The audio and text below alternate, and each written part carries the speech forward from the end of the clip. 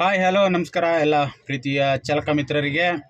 ಸ್ನೇಹಿತರೆ, ಈ ಒಂದು ವಿಡಿಯೋ ಬಂದು ನೇರವಾಗಿ ಸಾರಿಗೆ ಇಲಾಖೆಗೆ. ಸ್ನೇಹಿತರೆ, ಸರ್ಕಾರದ ಮೂಲ ಆದಾಯವೇ, ಅದರಲ್ಲೂ ಟ್ರಾನ್ಸ್ಪೋರ್ಟು ಸಂಬಂಧಪಟ್ಟಂಥದ್ದು ನೇರವಾಗಿ ಯೆಲ್ಲೋ ಬೋರ್ಡ್ ವಾಹನದ ಚಾಲಕ ಮಿತ್ರರು. ಇವತ್ತು ಆಟೋ ರಿಕ್ಷಾ ಆಗಬಹುದು, ಕ್ಯಾಬ್ ಆಗ್ಬೋದು, ಬಸ್ಗಳಾಗ್ಬೋದು, ಲಾರಿಗಳಾಗ್ಬೋದು, ಲಗೇಜ್ ಆಟೋಗಳಾಗ್ಬೋದು, ಪ್ರತಿಯೊಂದು ವಾಹನವು ಏನು ಯೆಲ್ಲೋ ಬೋರ್ಡ್ ಅಂತಕ್ಕಂಥದ್ದಿದೆ, ನೇರವಾಗಿ ಸರ್ಕಾರಗಳು ಗದಾಪ್ರಹಾರವನ್ನು ಮಾಡ್ತಕ್ಕಂಥದ್ದು ತೆರಿಗೆ ವಿಚಾರವಾಗಿ ಈ ಒಂದು ಯೆಲ್ಲೋ ಬೋರ್ಡ್ ವಾಹನದ ಚಾಲಕರುಗಳನ್ನೇ ಟಾರ್ಗೆಟ್ ಮಾಡ್ತಾರೆ. ಈಗ ಒಂದು ಸಂಸ್ಥೆ ಕೇವಲ ತಂತ್ರಜ್ಞಾನದ ಮುಖಾಂತರವಾಗಿ ಬಂದು ಸತತವಾಗಿ ಸರ್ಕಾರಕ್ಕೆ 9 ವರ್ಷಗಳ ಕಾಲ ತೆರಿಗೆಯನ್ನು ವಂಚನೆ ಮಾಡಿದರೂ ಕೂಡ ಯಾವುದೇ ರೀತಿಯಾದಂತಹ ಕ್ರಮವನ್ನು ಕೈಗೊಳ್ಳದೇ ಇರತಕ್ಕಂತಹ ಇಲಾಖೆಗಳು ಮತ್ತು ಸರ್ಕಾರಗಳು ಮೂಲ ಆದಾಯವಾಗಿರ್ತಕ್ಕಂತಹ ಯೆಲ್ಲೋ ಬೋರ್ಡ್ನ ಚಾಲಕರುಗಳಿಗೆ ದೊಡ್ಡ ಮಟ್ಟದ ತೊಂದರೆಯನ್ನು ಕೊಡ್ತಾ ಇದೆ. ತಮ್ಮೆಲ್ಲರಿಗೂ ಕೂಡ ಈ ವಿಚಾರಗಳು ಗೊತ್ತಿದೆ. ಈಗ ನಮಗೆ ಬಂದಂಥದ್ದು ಏನು ಅಂದರೆ ಒಂದು ಐಡಿಯಾ, ಈ ಟ್ರಾನ್ಸ್ಪೋರ್ಟ್ ಅಂತಕ್ಕಂಥದ್ದು ಏನಿದೆ ಇದನ್ನು ನಾವೇ ಎಲ್ಲ ಚಾಲಕರುಗಳು ಸೇರಿಕೊಂಡು ಒಂದು ಆ್ಯಪನ್ನು ತಯಾರು ಮಾಡಿಬಿಟ್ಟು ನಾವೇ ಒಂದು ಆಫೀಸನ್ನು ತೆಗೆದುಬಿಟ್ಟು RTO ಅಂತ ಬೋರ್ಡ್ ಹಾಕೊಂಬಿಟ್ಟು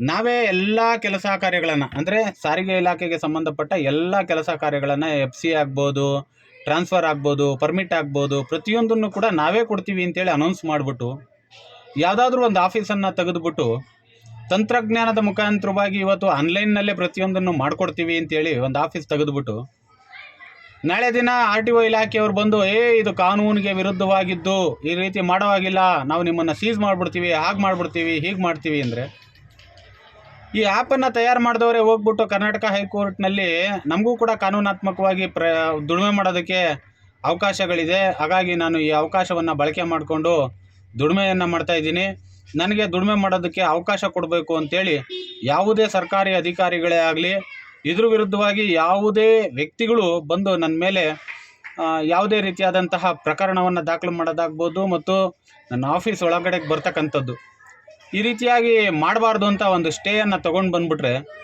ಸರ್ಕಾರ ಸುಮ್ಮನೆ ಕೂತ್ಕೊಳ್ಳುತ್ತಾ? ಇವತ್ತು ತಮ್ಮೆಲ್ಲರಿಗೂ ಕೂಡ ಗೊತ್ತಿರ್ಬೋದು, ಒಂದು ಸಂಸ್ಥೆ ಟ್ರಾನ್ಸ್ಪೋರ್ಟ್ ಇಲಾಖೆಯ ಒಳಗಡೆ ರಿಜಿಸ್ಟ್ರೇ ಮಾಡ್ಕೊಳ್ಳದೆ ಸತತವಾಗಿ 9 ವರ್ಷದಿಂದಲೂ ಕೂಡ ತೆರಿಗೆ ವಂಚನೆ ಮಾಡ್ಕೊಂಡು ನೆಮ್ಮದಿಯಾಗಿ ಕೂತ್ಕೊಂಡು ನಾನು ಸ್ಟೇ ತಂದಿದ್ದೀನಿ ಅಂತ ಯಾರನ್ನೂ ಕೂಡ ಒಳಗೆ ಬಿಟ್ಕೊಳ್ದೇ ಇರತಕ್ಕಂತಹ ಸಂಸ್ಥೆ ತಮ್ಮೆಲ್ಲರಿಗೂ ಕೂಡ ಇವತ್ತು ಗೊತ್ತಿದೆ. ಹೀಗೆ ಎಲ್ಲರೂ ಈ ರೀತಿ ತಂತ್ರಜ್ಞಾನಗಳನ್ನ ಬಳಕೆ ಮಾಡ್ಕೊಂಡು ಒಂದೊಂದು ಆಫೀಸ್ ತಗೊಂಡು ಸ್ಟೇ ತಗೊಂಡು ಕುತ್ಕೊಂಡ್ಬಿಟ್ರೆ ಸರ್ಕಾರಗಳು ಇಲಾಖೆಗಳು ನಡೆಯೋದು ಹೆಂಗೆ ಅನ್ನೋದು ಒಂದು ದೊಡ್ಡ ಯಕ್ಷ ಪ್ರಶ್ನೆ ಆಗ್ತಾಯಿದೆ. ಈಗೇನು ಕರ್ನಾಟಕ ಹೈಕೋರ್ಟ್ನಲ್ಲಿ ತೀರ್ಪು ಕೊಟ್ಟ ನಂತರದಲ್ಲೂ ಕೂಡ ಇವರು ಯಾವುದೇ ರೀತಿಯಾದಂತಹ ಕ್ರಮಗಳನ್ನು ಕೈಗೊಳ್ಳದೇ ಇರತಕ್ಕಂಥದ್ದು.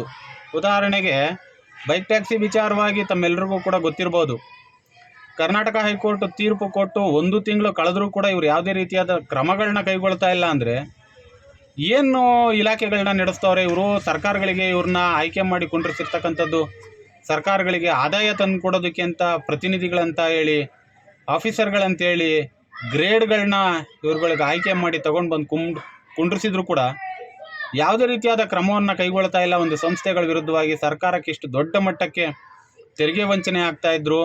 ಆಮೇಲೆ ಸರ್ಕಾರವನ್ನೇ ನಂಬಿ ಇಷ್ಟೊಂದು ಜನ ಚಾಲಕರುಗಳ ಜೀವನದ ಜೊತೆಯಲ್ಲಿ ಚೆಲ್ಲಾಟ ಆಡ್ತಾಯಿದ್ರು ಕೂಡ ಯಾವುದೇ ರೀತಿಯಾದ ಕ್ರಮವನ್ನು ಕೈಗೊಳ್ತಾ ಇಲ್ಲ ಅಂದರೆ ನಾವು ಏನು ಅರ್ಥ ಮಾಡ್ಕೋಬೇಕು? ಇದು ನಿಜವಾಗ್ಲೂ ಟ್ರಾನ್ಸ್ಪೋರ್ಟ್ ಡಿಪಾರ್ಟ್ಮೆಂಟ್ ಅನ್ನೋದು ಇದೆಯಾ ಅನ್ನೋದೇ ಒಂದು ದೊಡ್ಡ ಪ್ರಶ್ನೆಯಾಗಿದೆ.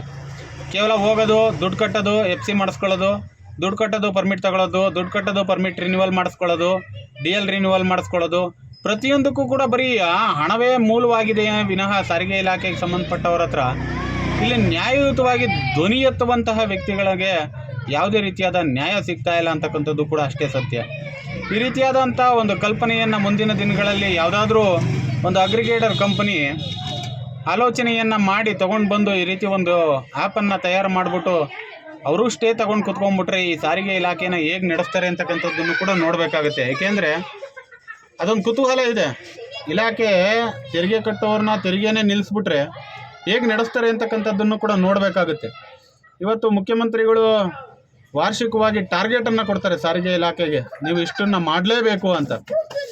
ಆದರೆ ವಾರ್ಷಿಕವಾಗಿ ಟಾರ್ಗೆಟ್ ಕೊಡುವಂತಹ ಮುಖ್ಯಮಂತ್ರಿಗಳು ರಾಜ್ಯದಲ್ಲಿ ಸಾರಿಗೆಗೆ ಸಂಬಂಧಪಟ್ಟ ರಸ್ತೆಗಳು ಹೇಗಿದೆ, ಟ್ರಾಫಿಕ್ ಯಾಕೆ ಕಂಟ್ರೋಲ್ ಆಗ್ತಾ ಇಲ್ಲ, ಇದ್ರ ಬಗ್ಗೆ ಎಲ್ಲೂ ಕೂಡ ಗಮನವನ್ನು ಹರಿಸೋದೇ ಇಲ್ಲ.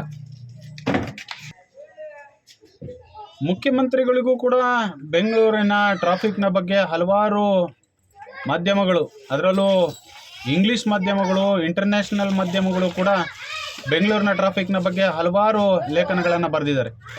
ಆದರೆ ಯಾವ ಲೇಖನಗಳು ಕೂಡ ಮುಖ್ಯಮಂತ್ರಿಗಳ ಆಡಳಿತಕ್ಕೆ ಸಿಕ್ಕಿಲ್ಲ, ಅವ್ರ ಕಚೇರಿಗಳಿಗೆ ಹೋಗಿಲ್ಲ ಅಂತ ಅನ್ನಿಸ್ತದೆ. ಇವತ್ತು ಬೆಂಗಳೂರಿನ ಟ್ರಾಫಿಕ್ ಯಾವ ರೀತಿ ಆಗಿಬಿಟ್ಟಿದೆ ಅಂತಕ್ಕಂಥದ್ದನ್ನು ತಾವೆಲ್ಲರೂ ಕೂಡ ನೋಡಿದ್ದೀರಾ. ಇಂಥದ್ರ ಮಧ್ಯದಲ್ಲೂ ಕೂಡ ಟಾರ್ಗೆಟನ್ನು ಕೊಟ್ಟು ವೆಹಿಕಲ್ಸ್ಗಳನ್ನ ಈ ಮಟ್ಟಕ್ಕೆ ರಿಜಿಸ್ಟ್ರೇಷನ್ ಮಾಡಿಸೋದು ಕೂಡ ಅವಶ್ಯಕತೆ ಇದೆಯಾ ಅಂತಕ್ಕಂಥದ್ದನ್ನು ಕೂಡ ನೋಡಬೇಕಾಗುತ್ತೆ.